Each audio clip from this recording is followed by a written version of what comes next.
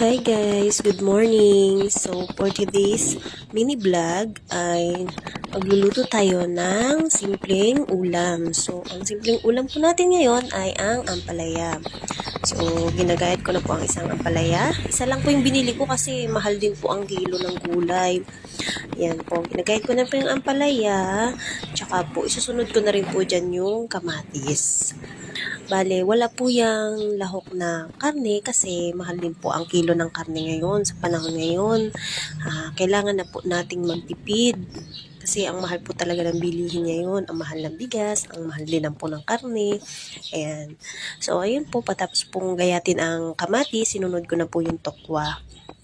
Pagkatapos naman po ng tokwa, ay sinunod ko na ang gayatin ang sibuyas. So, maliliit din po yung sibuyas na nabili ko kasi yan po yung medyo mura.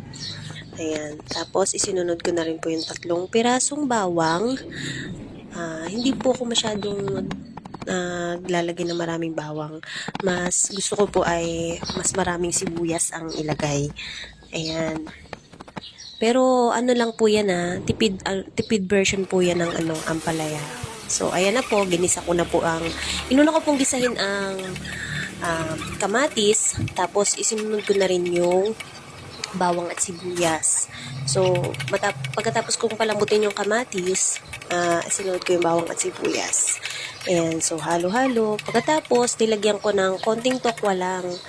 Kasi, pangit naman yung makikita mo yung mas marami yung tokwa sa ampalaya. So, ayan. Sinunod ko na po yung ampalaya. Balik ko konti lang po talaga yung ampalaya na yan kasi tatatlo lang naman kaming kakain. Bale, ang pagluluto ko po ay isang piraso lang talaga. Kasya na yun sa aming tatlo. Ayan, halo-halo lang. Ayan. Tapos, naglagay ako dyan ng kalahating nor chicken cubes. Tapos, nilagyan ko na rin ng toyo. Medyo naparami nga yung paglagay ko ng toyo. Pero okay naman kasi hindi ko na nilagyan ng asin yan. Tapos, sinamahan ko na rin ng 2 pirasong itlog. Ayan na, simpleng ulam. Pero, masarap. Tsaka healthy pa. Ayan. At ito na siya guys. Thank you for watching. Bye!